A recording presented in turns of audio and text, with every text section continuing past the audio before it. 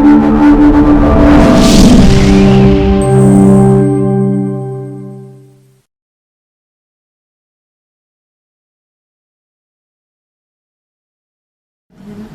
वालेकुम, कैसे हैं स्टूडेंट्स आप लोग। नेक्स्ट हम सेकंड लेक्चर स्टार्ट करते हैं। ये हमारा जो सेकंड लेक्चर है ये गैसियस एक्सचेंज का मतलब 10th क्लास का पहला चैप्टर जो है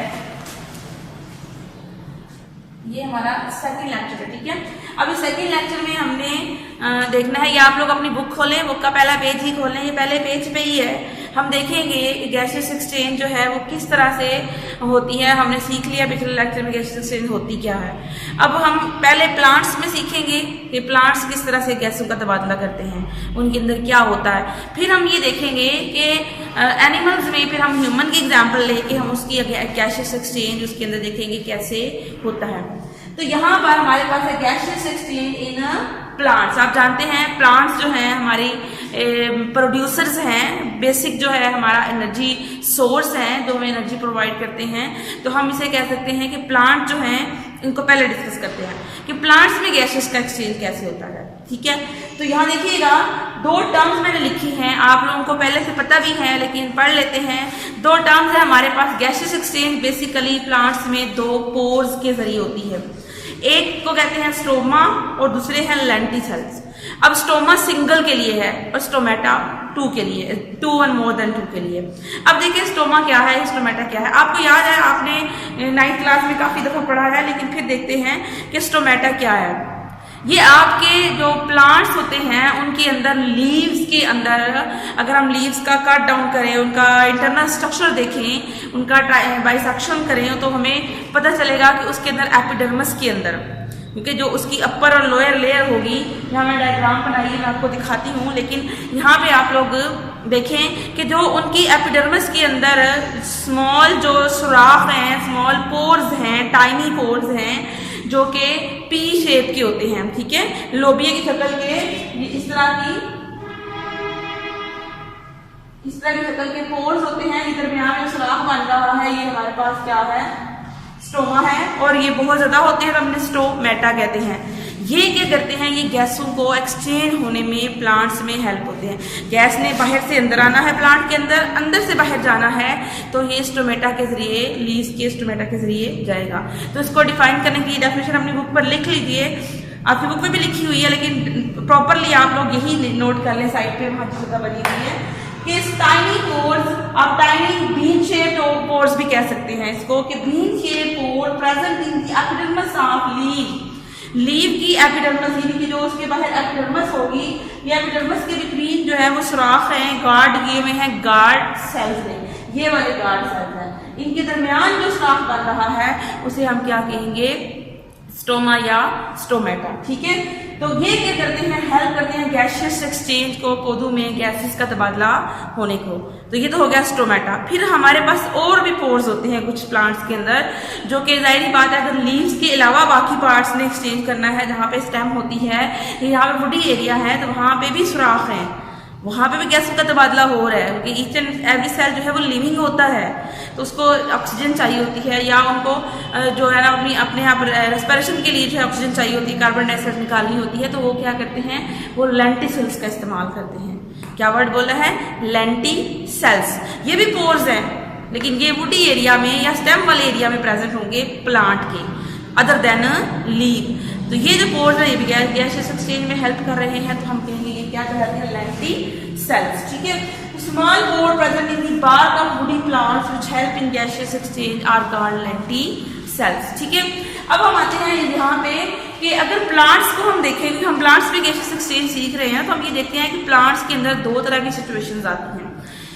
किस तरह दो सिचुएशन, जबकि प्लांट फेस करता है 2 सिचुएशंस को। कैसे, जरा देखें कि प्लांट को हम डे टाइम में ले लेते हैं। अभी मैंने नाइट टाइम को आपको नहीं बता दी, पहले हम डे टाइम में बात करते हैं। डे टाइम में क्या होता है कि प्लांट 2 चीजें कर रहा होता है। हम अगर है तो हम सिर्फ रेस्पिरेशन कर रहे होते हैं, लेकिन प्लांट क्या करता है, डे टाइम में फोटोसिंथेसिस भी करता है, क्योंकि डे टाइम में रोशनी होती है और प्लांट उस रोशनी में लेना है और माहौल से कार्बन डाइऑक्साइड लेनी है और ऑक्सीजन लेनी है, और क्या करना है, हमारे लिए फूड प्रिपेयर करनी है, फोटोसिंथेसिस करनी है। लेकिन ये साथ साथ उसी टाइम पे अगर लिविंग है तो ये रेस्पिरेशन वीक कर रहा है, तो डे टाइम में कितनी सिचुएशंस होगी?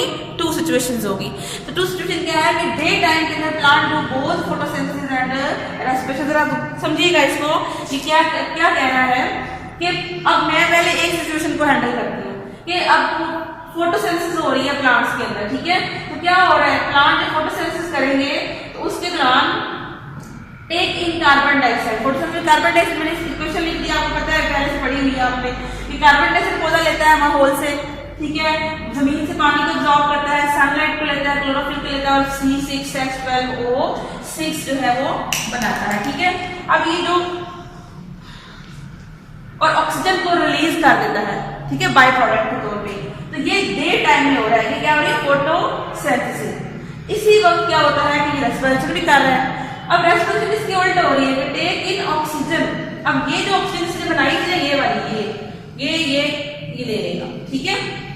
और कार्बन डाइऑक्साइड जो अपने यहाँ पे रिलीज इसने ये की थी, ये वाली रिलीज की थी, ये उसको फोटोसिंथेसिस में इस्तेमाल कर लेगा। अब यहाँ पे आते हैं नीचे रेस्पिरेशन में। रेस्पिरेशन में पौधे के अंदर भी सेम वही जो मैंने पिछले लेक्चर में आपको समझाया कि ब्रेकडाउन ऑफ ग्लूकोज हो रही है। तो पिछले यहाँ पे जो रेस्पिरेशन होनी है, जो ऑक्सीजन चाहिए होगी, जो ऑक्सीजन रेस्पिरेशन के लिए चाहिए होगी, वो यहाँ पे रिलीज हो रही थी ना, ये वाली ऑक्सीजन फोटोसिंथेसिस से जो रिलीज हो रही है, ये रेस्पिरेशन में इस्तेमाल हो जाएगी, ठीक हो गया। और इसके अलावा यहाँ पे मैं आपको करके दिखाती हूँ ताकि आपको क्लियर हो जाए, ठीक है। ये जो फोटोसिंथेसिस में रिलीज हुई थी ना, वो रेस्पिरेशन में इस्तेमाल हो गई पौधे की। अब यहाँ पे कार्बन डाइऑक्साइड जो पौधे ने रेस्पिरेशन में रिलीज की है, ये इसको इस्तेमाल कर लेगा यहाँ, ठीक है। इसी तरह से यहाँ जो कार्बन डाइऑक्साइड चाहिए या ये जो कार्बन डाइऑक्साइड यहाँ चाहिए वो ये इस्तेमाल हो गई। इस तरह से दोनों ने मैनेज कर दिया। लेकिन अब आती है नाइट टाइम की बात। हम यहाँ कहाँ बात करेंगे? Night time. ये तो डे टाइम में दोनों चीजें हो गई। अब नाइट टाइम में जो है वो ओनली की ओनली क्या होगी? सिर्फ और सिर्फ जो है वो हमारे पास क्या हो जाएगी? रेस्पिरेशन। क्यों हो जाएगी रेस्पिरेशन? क्योंकि लाइट तो नहीं है, तो फोटोसिंथेसिस का प्रोसेस हमें पता है रात को नहीं होता।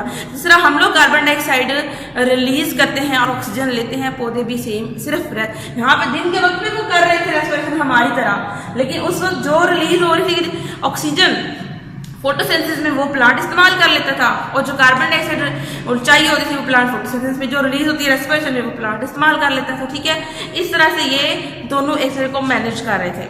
जब रात का वक्त आया तो क्या खत्म होगी? फोटोसिंथेसिस। अब बिल्कुल हमारी तरह माहौल से अब उस वक्त क्या करेगा कि पौधे को नाइट टाइम में कार्बन डाइऑक्साइड चाहिए कि वो अपने ही से नहीं लेगा, बल्कि वो क्या करेगा? वो माहौल से लेगा, कार्बन डाइऑक्साइड रिलीज करेगा माहौल के अंदर, और ऑक्सीजन को जो है वो यहाँ लेगा। तो आपने एक सिचुएशन पढ़ी थी कि रात के वक्त जो है हम क्या कहते हैं कि दरख्तों के नीचे नहीं सोना चाहिए। क्यों नहीं सोना चाहिए? क्यों? रात के वक्त जो है दरख्त भी तो रेस्पायर कर रहे हैं। अगर वहां पे कुछ एनिमल्स हैं, कुछ कीड़े मकोड़े भी हैं, कुछ और चीजें भी हैं, वो भी रेस्पिरेशन कर रही हैं, वो भी वहां से माहौल से ऑक्सीजन ले रही हैं, हम भी ले रहे हैं। और अगर पौधा भी ऑक्सीजन ले रहा है, कार्बन डाइऑक्साइड रिलीज कर, जहाँ कार्बन डाइऑक्साइड की मिकदार ज्यादा होगी, ऑक्सीजन की कम हो जाएगी, तो हमें घबराहट फील होना शुरू हो जाएगी। अब हमें घबराहट फील होगी तो हम कहते हैं कोई जिन भूत है यहाँ पे, क्योंकि हमारा दिल घबरा रहा होता है, दिल खींच रहा होता है, हम अपने आप को बेहोश होने वाला फील करते हैं, या हम अपने आप को ऐसा लगता है कि हम गिर रहे हैं, या हमें मतलब घबराहट का एहसास हो रहा है क्योंकि हमें सफोकेशन हो रही होती है, क्योंकि हमें ऑक्सीजन नहीं मिल रही होती। तो हम कहते हैं कि यहाँ पे कोई जिन है जो हमें खींच रहा है अपनी तरफ। हालांकि जिन नहीं होता, वहाँ पे ये वाली कंडीशन आ जाती है कि उस वक्त फोटोसिंथेसिस तो हो नहीं रही, तो पौधा भी बाहर से इन्वायरमेंट से ही क्या ले रहा होता है? ऑक्सीजन ले रहा होता है, और एनवायरमेंट को ही कार्बन डाइऑक्साइड दे रहा होता है। ये तो होगी दो सिचुएशन जो है वो फेस करता है जब प्लांट। इसके बाद हमारे पास रहता है जब हम लीफ का स्ट्रक्चर लें तो आपने ये डायग्राम ड्रॉ करनी है।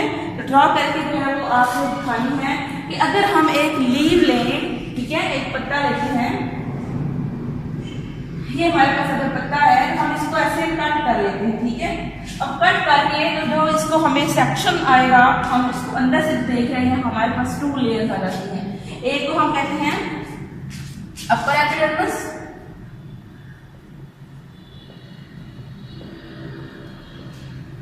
ठीक है, ये हमारे पास है लोअर, यानी ये वो प्रोटेक्टिव लेयर है जो प्लांट के अपर और लोअर लीफ के पाई जाएगी, लोअर एपी। ये डायग्राम आपको बुक में अगर नहीं बनाई जा रही तो जिस तरह मैंने बनाई है आप इस तरह से इसे बना लें, आपको आसान लगेगी। इसी तरह से हमारे पास होते हैं मीजोफिल। मीजोफिल वो एरिया है जहाँ पे इनके अंदर क्लोरोप्लास्ट होगा और क्लोरोप्लास्ट के अंदर एक पिगमेंट होता है ग्रीन कलर का क्लोरोफिल, ये मैंने यहाँ डॉट से शो किया है। इस क्लोरोफिल के अंदर क्या होती है कि एबिलिटी होती है ये लाइट को कैप्चर करे और फोटोसिंथेसिस में हेल्प करे। प्लांट में जो फोटोसिंथेसिस होती है वो लीव्स के थ्रू होती है। अब यहाँ पे ये मीजोफिल है इसको हम कहते हैं पैलिसाइड, ठीक है। और ये जो मीजोफिल है जो ये भी मीजोफिल है, लेकिन इसमें खाली जगह आपको नजर आ रही है। तो ये जो खाली जगह नजर आ रही है ये हमारे पास क्योंकि इंटरसेलुलर स्पेसिस है तो हम सीखेंगे ये भी मीजोफिल है, इसमें भी क्लोरोफिल होगा, लेकिन ये स्पॉन्जी मीजोफिल कहलाएगा। और हर जो प्लांट का पार्ट होता है उसके अंदर वेस्कुलर बंडल्स होते हैं। तो ये हमारे पास वेस्कुलर बंडल्स हैं, इनको एक को कहते हैं जाइलम और एक को कहते हैं हम फ्लोएम, ठीक है। और ये हमारे पास लोअर एपिडर्मिस है। अब इस लोअर एपिडर्मिस में आपको नजर आ रहा होगा ये गार्ड सेल्स है, बीन की शक्ल के, लोबिया की शक्ल के। ये क्या है हमारे पास गार्ड सेल। अगर मैं कलर चेंज करके बना के दिखाती हूँ आपको, देखिए आपको फील हो रहा, ठीक है। अभी गार्ड सेल के वजह से दरमियान में जो सुराख बन रहा है ना, इस सुराख को हम क्या कहते हैं, स्टोमा। और अगर एक से एक लोअर एपिडर्मिस सिर्फ एक नहीं होंगे बल्कि बहुत सारे होंगे तो हम मिलाकर सबको कहेंगे स्टोमेटा। ये हेल्प करते हैं किसकी, गैसियस एक्सचेंज में, ठीक है। तो ये आपने स्ट्रक्चर भी ड्रॉ करना है और साथ इसके पार्ट्स के नाम भी लिखने हैं। फिर आपने बताना है कि जो एक्वाटिक प्लांट्स होते हैं, जो प्लांट पानी के अंदर रहते हैं, उन प्लांट ने जो रेस्पिरेशन करनी है या फोटोसिंथेसिस करनी है तो वो एयर से नहीं लेते बल्कि डिफ्यूजन के थ्रू पानी के अंदर कार्बन डाइऑक्साइड रिलीज करते हैं, ऑक्सीजन को पानी से ही डिफ्यूज करके ले लेते हैं। ये पानी में ऑक्सीजन डिफ्यूज कर देते हैं और कार्बन डाइऑक्साइड से वो पानी से ही ले लेते हैं फोटोसिंथेसिस के लिए, ठीक है। इस तरह छोटे छोटे प्लांट्स होते हैं जो स्मॉल प्लांट्स होते हैं, वो अपने लेंटिसल्स के थ्रू जो है डिफरेंट गैसेस का तबादला करते हैं। इस तरह से जो है ये गैसेस एक्सचेंज होता है हमारे अंदर प्लांट्स के अंदर, ठीक है। तो आज का ये लेक्चर आप सारा याद करें, देखें, लिखें, डायग्राम को ड्रॉ करें, इक्वेशंस को ड्रॉ करें और सारी कंडीशंस को कॉपी पे ड्रॉ करके आप उसको समझने की कोशिश करें कौन सी गैस कहाँ पे रिलीज हो रही है और कहाँ पे कौन सा प्रोसेस जो है उसे वो ले रहा है, ठीक है। तो फिर आपको ये चीज समझ आ जाएगी, ठीक है।